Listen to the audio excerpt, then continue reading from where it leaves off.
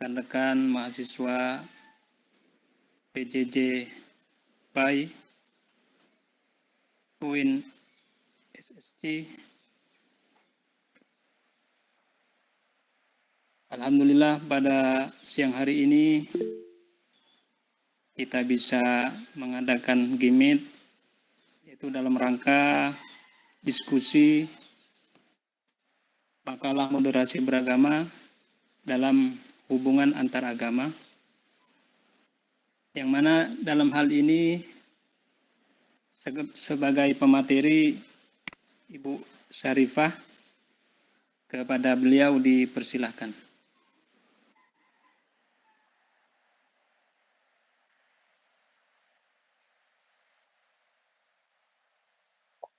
Iya Pak, perkenalan ya Pak.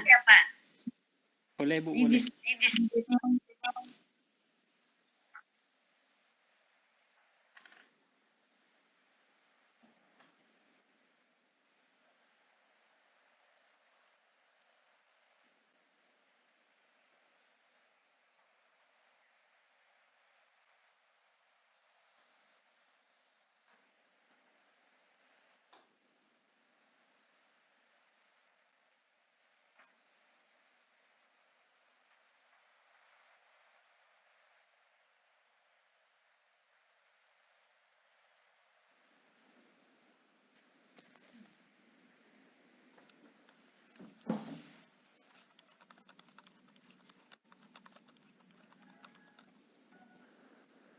Bismillahirrahmanirrahim.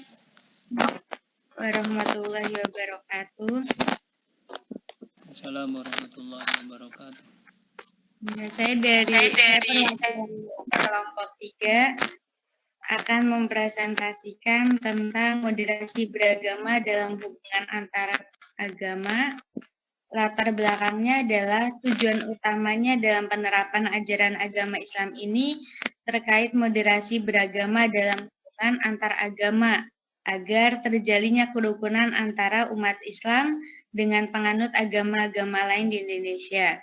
Umat Islam dan umat agama lain akan saling menghormati kepercayaan masing-masing. Selanjutnya, umat beragama akan mampu bersosialisasi sebagaimana mestinya dan dapat juga bekerja sama untuk mewujudkan cita-cita bersama tanpa adanya sekat perbedaan agama. Di dalam materi moderasi beragama dalam hubungan antar agama ini, ada 6 pembahasan. Yang pertama, moderasi beragama dalam hubungan antar agama. Yang kedua, ajaran Islam mengenai hablum minannas. Yang ketiga, bagian Islam sebagai rahmatan lil alamin. Yang keempat, mengembangkan sikap inklusif. Yang kelima, mencari titik kesamaan. Dan yang terakhir, pengalaman Muslim Indonesia sebagai Indonesia dalam keragaman. Yang pertama adalah moderasi beragama dalam hubungan antar agama. Nah, dalam Islam, keberadaan pemeluk agama lain atau umat yang tidak mau memeluk agama Islam sudah diakui, yaitu dalam firman Allah surat Al-Kafirun ayat ketiga, wala antum abiduna ma a'bud. Jadi ayat ini diturunkan berkaitan dengan orang-orang musyrik yang bersikukuh tidak mau menerima ajaran agama Islam. Jadi mereka ini tetap berpedoman pada ajaran lama yang mereka yakini. Dan mereka ini tidak akan beriman kepada Allah dan Rasulullah Muhammad SAW untuk selamanya. Kemudian ayat ini diulang lagi dengan redaksi yang sama pada surat Al-Kafirun juga, yaitu ayat kelima. Wala antum abiduna ma a'bud.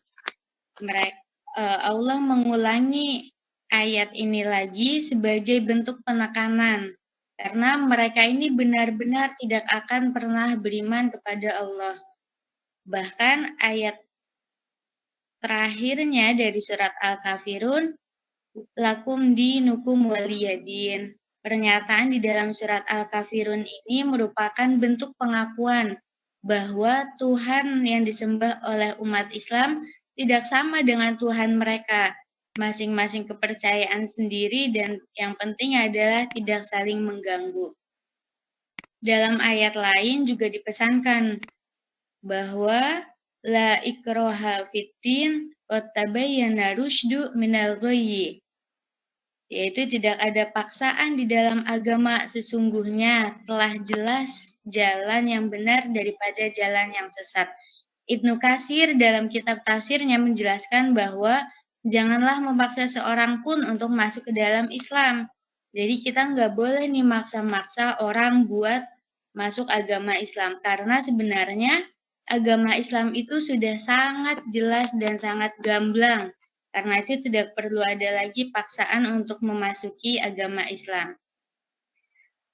Karena barang siapa yang diberikan hidayah oleh Allah Subhanahu wa taala untuk menerima Islam, maka hatinya ini akan terbuka dan mendapatkan nurul Islam, cahaya Islam. Maka ia berarti telah memasuki Islam lewat petunjuk yang jelas.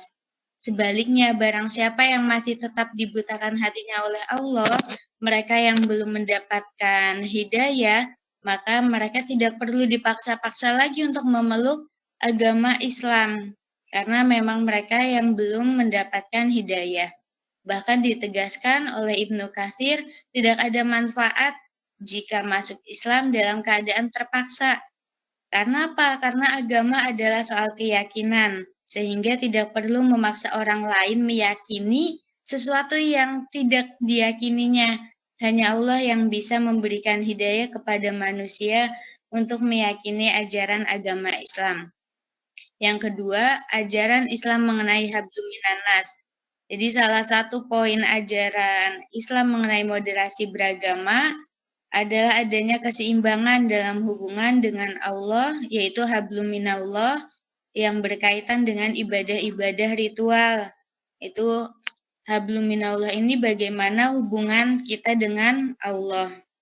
Kemudian ada juga hablum minan nas, yaitu hubungan dengan sesama manusia yang mencakup urusan-urusan interaksi sosial kemasyarakatan. Perintah Allah Subhanahu wa taala yang berkaitan dengan surat Al-Mumtahanah ayat ke-8 meliputi dua hal. Pertama, berbuat baik kepada non-muslim seperti silaturahim, menghormati tetangga, menjamu tamu, dan yang kedua adalah berlaku adil terhadap non-muslim. Maksudnya umat Islam diperintahkan untuk menunaikan hak mereka seperti apabila berjanji maka harus ditepati. Seperti itu. Dan apabila mereka memberi amanat, kita harus menyampaikan amanat tersebut. Yang ketiga adalah bagian Islam sebagai rahmatan lil alamin. Jadi istilah rahmatan lil alamin ini sepertinya sudah sangat populer di kalangan umat Islam, karena ini juga diambil dari Quran surat Al-Anbiya ayat 107, wa ma arsalnaka illa rahmatan lil alamin. Islam ini datang bukan untuk melaknat atau mengutuk manusia, tapi Allah mengutus Nabi Muhammad SAW untuk menebarkan kasih sayang, yaitu rahmat kepada sesama manusia. Bagi orang yang beriman kepada Allah dan Rasul-Nya, maka ia akan berbahagia dan selamat dunia akhirat. Namun bagi yang tidak mau beriman kepada Allah dan Rasul-Nya, maka ia akan mendapat azab Allah di akhirat kelak. Kemudian yang keempat adalah mengembangkan sikap inklusif. Jadi mengembangkan sikap inklusif ini merujuk kepada ayat ke-62 surat Al-Baqarah.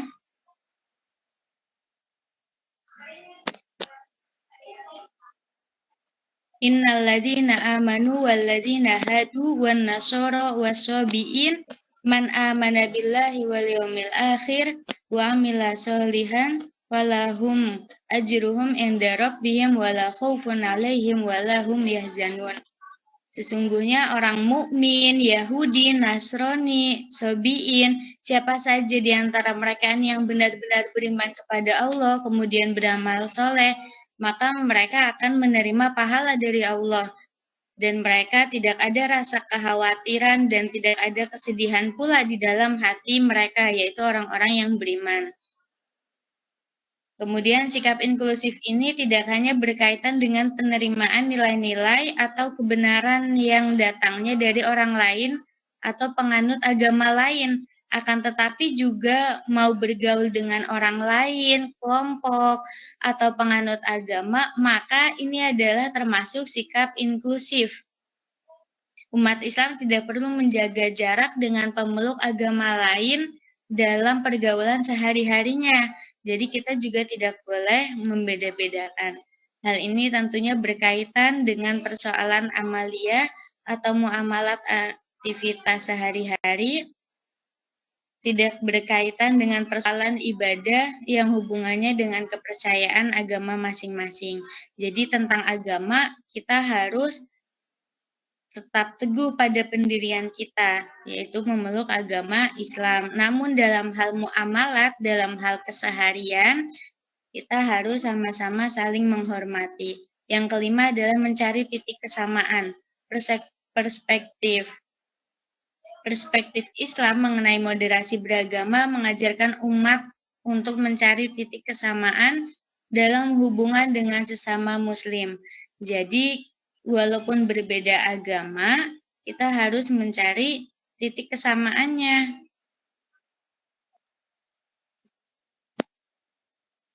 Kemudian dengan sesama Muslim, kita juga mungkin ada perbedaan.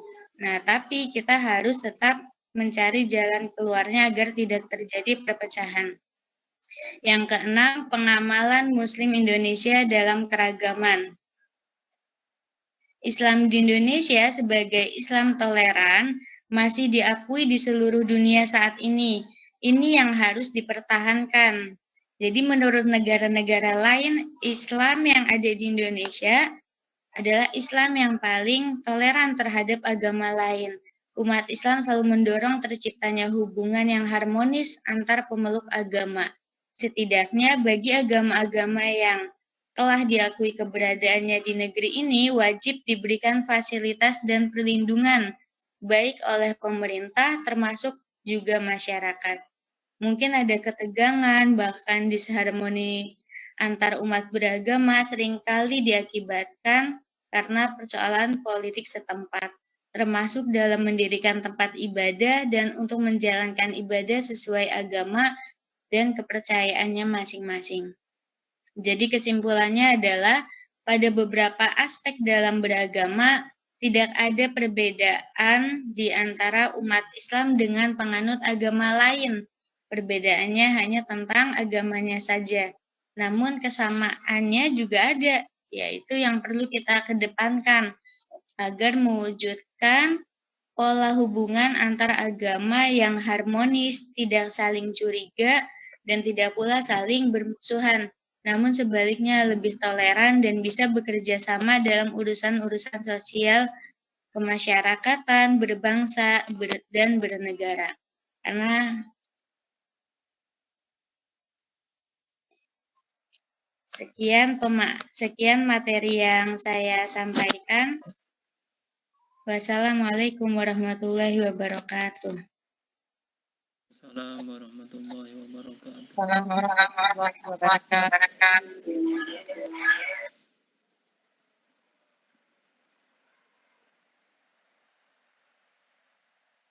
Setelah materi yang disampaikan oleh Ibu Syarifah kepada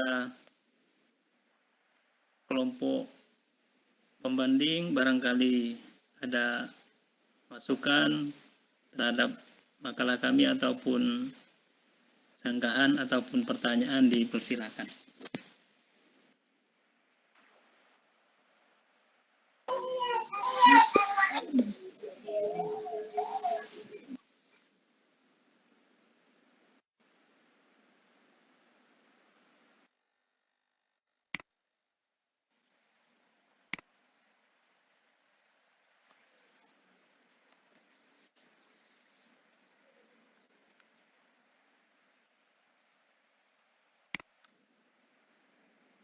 Kelompok 8 nggak ada.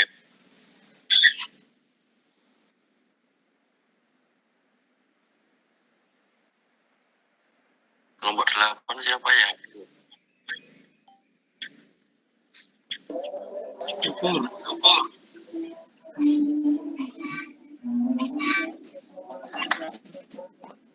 Wah, apanya ditinggal.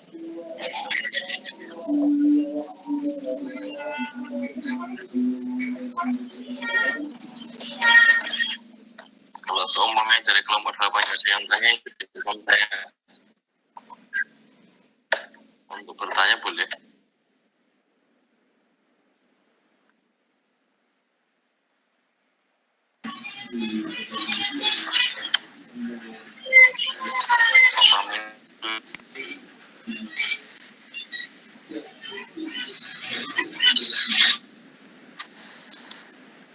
Izin bertanya Dan. Silakan Pak. Pak Abdurrahman, izin bertanya. Ya, silakan. Tadi dalam makalah itu disebutkan bahwa sesungguhnya orang beriman dari Yahudi, Nasrani, dan Sobiin itu akan mendapatkan. Pertanyaan saya gini, Pak Abdurrahman. Yang termasuk orang Sobiin itu gimana?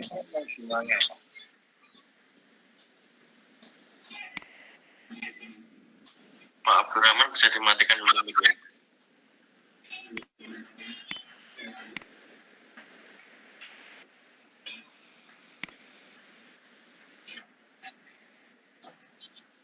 Waduh, lalin Dan. Gini Pak Abdurrahman. Tadi kan Bu Syarifah menyampaikan bahwa innal ladzina amanu wal ladzina hadu wan nasara wasabiina. Terus apa Bu Syarifah?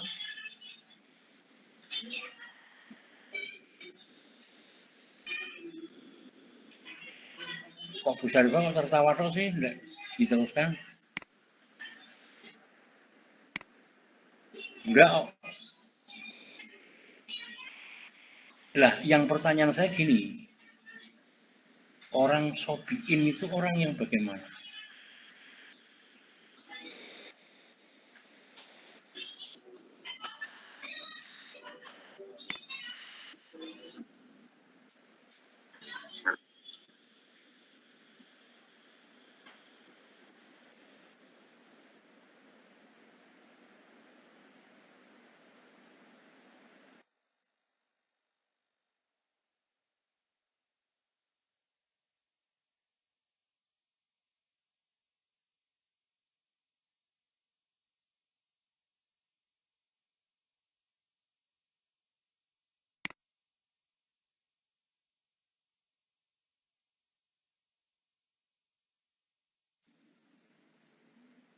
Silakan Sabuni.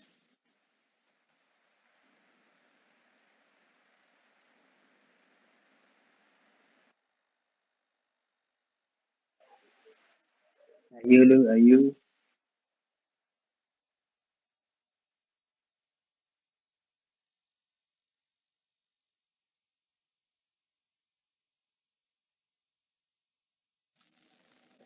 Izin menjawab, Pak. Ya, Bu.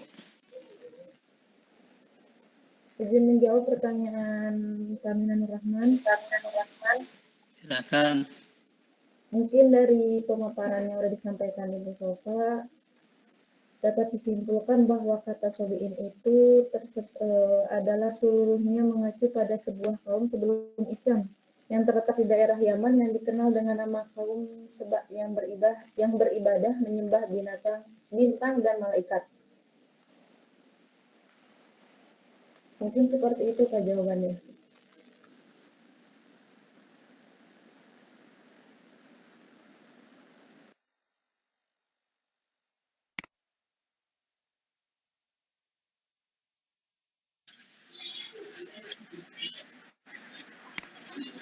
Berarti orang Sobiin itu adalah orang yang hidup sebelum Islam, yang menyembah binatang dan yang menyembah bintang dan malaikat gitu ya Mbak Silva ya.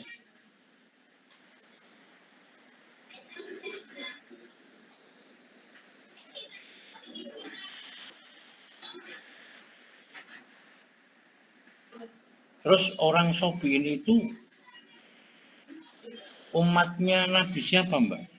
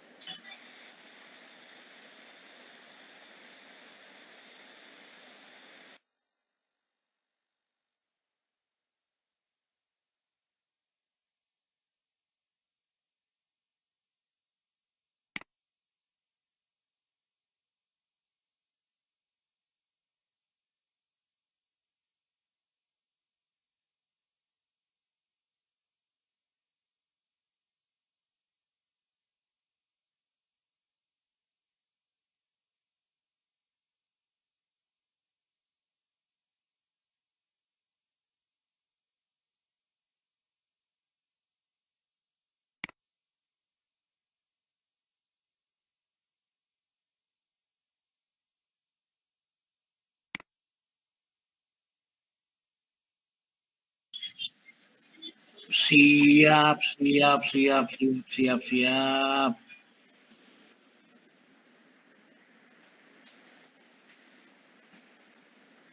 Yo aja kaya ngono Randan.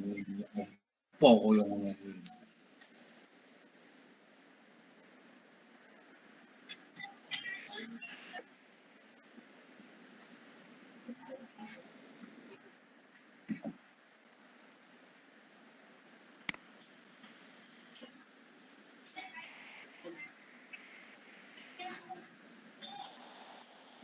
Syukur ku sik kerja karo Panwas, Den.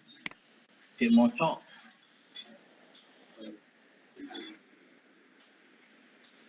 Alhamdulillah.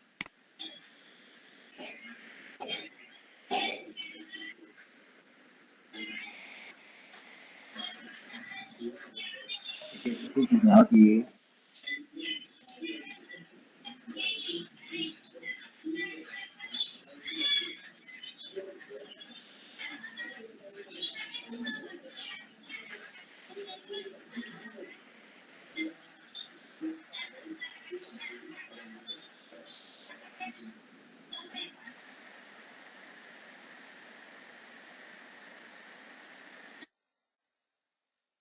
Mungkin sambil menunggu jawabannya, pertanyaan yang lainnya, Pak.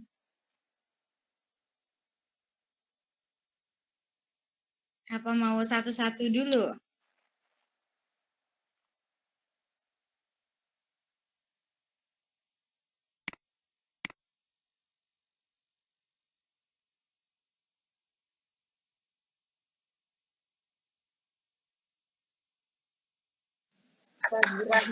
Saya Pak, saya. Oh, Pak itu. Emang nggak dibakar semangatnya, Pak.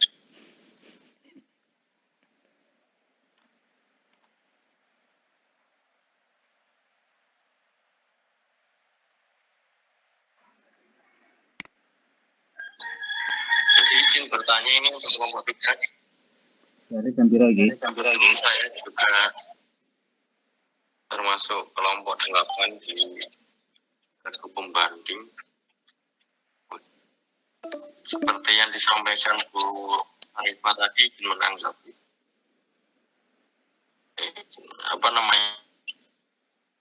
perbedaan antara moderasi beragama dengan moderasi agama itu apa, Bu atau Pak yang ada di kelompok itu? Jadi kalau kita berbicara tentang moderasi, itu kan yang ada di pikiran kita yang pertama itu adalah sikap toleransi atau saling menghargai antar suku, agama, ras, dan lain-lain. Itu biasanya yang muncul dalam pikiran kita. Yang saya tanyakan adalah apa moderasi beragama itu apa dan moderasi agama itu apa? Begitu Pak, terima kasih.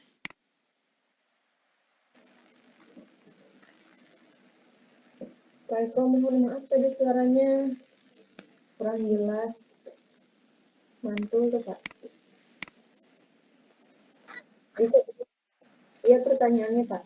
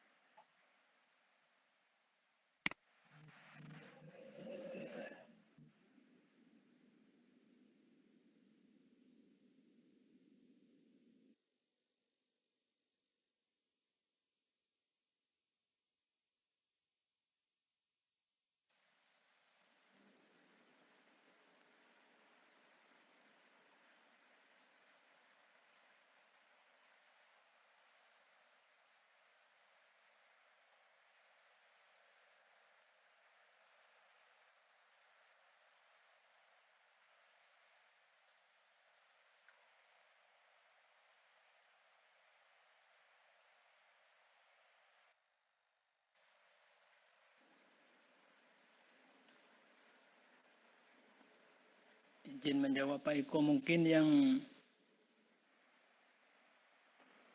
kalau agamanya itu tidak dimoderasi Pak Iko, tapi sikapnya mungkin, sikap yang harus dimoderatkan, sikap dari penganut agama itu. Itu kalau menurut pendapat saya.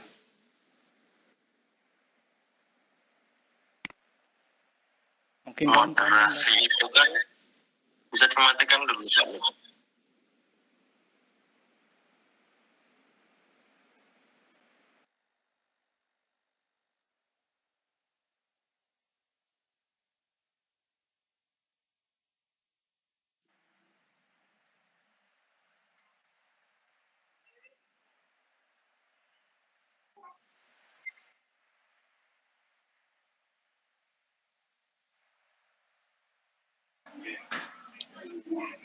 Izin menjawab pertanyaan Pak Eko. Ya, baik. Terima kasih atas kesempatan yang diberikan. Tadi pertanyaannya apa perbedaan moderasi beragama dengan moderasi agama ya Pak?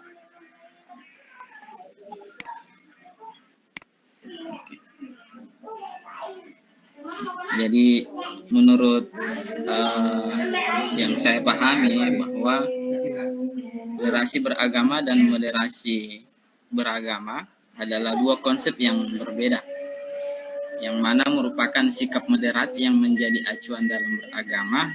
Hal ini diterangkan dalam esensi moderasi beragama dari sudut pandang Islam. Nah, sementara itu moderasi beragama adalah upaya untuk menjaga kerukunan dan menerima perbedaan antara sesama manusia yang diterapkan dalam berbagai situasi seperti di dalam masyarakat, lingkungan pendidikan, dan kehidupan lain-lain. Terima kasih. Mungkin itu saja Pak, bisa diterima.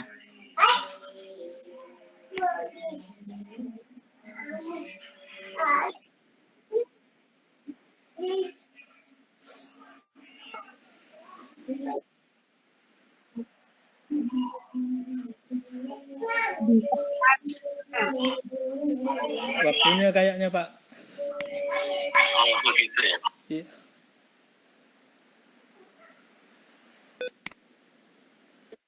Enggak, bebas Pak.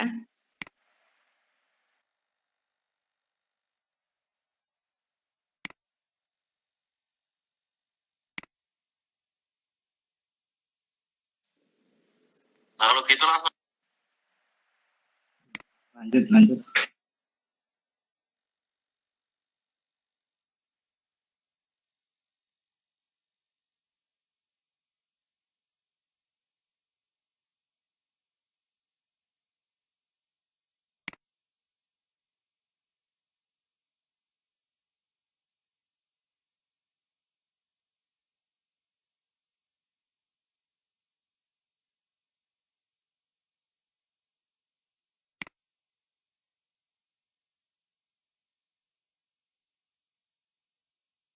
Gimana Dan?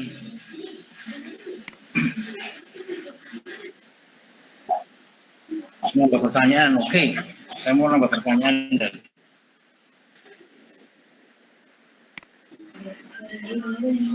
Ini Pak Ahmad Imam yang baru gabung.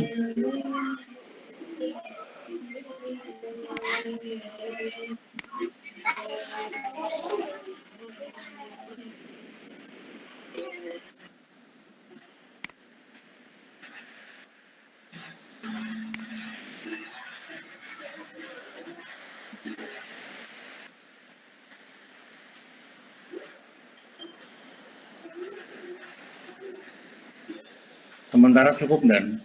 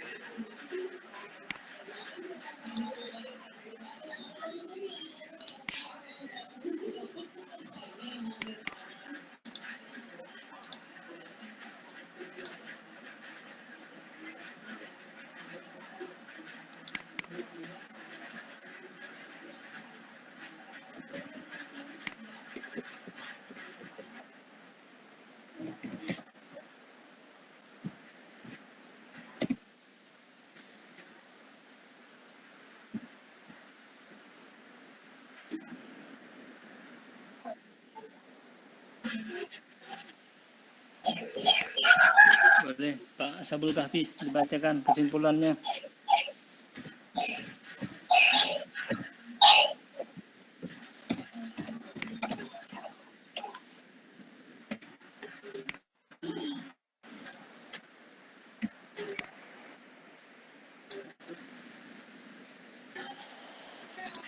Tidur Dan. Masih.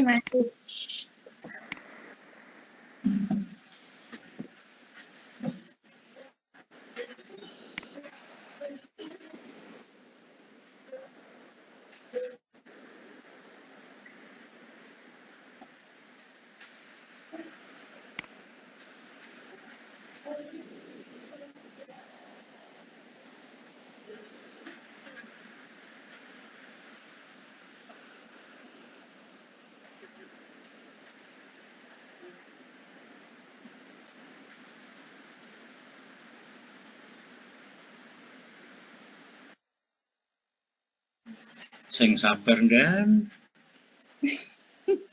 Langsung tutup aja Pak. Apa bacain dulu kesimpulannya tadi ya? Yang tadi dibaca. Nih. Ya. Kesimpulan. Jadi kesimpulannya adalah pada beberapa aspek dalam beragama tidak ada perbedaan di antara umat Islam penganut agama lain.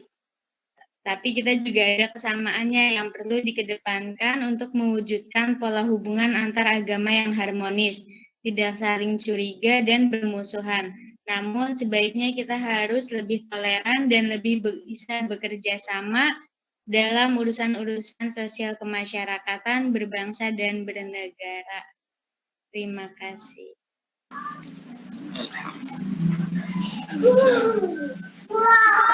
Alhamdulillah.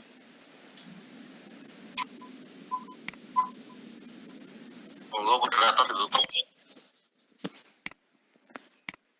Mungkin hanya sampai di sini diskusi kita pada siang hari ini. Akhirul kalam, wabillahi taufiq wal hidayah. Wassalamualaikum warahmatullahi wabarakatuh. Waalaikumsalam.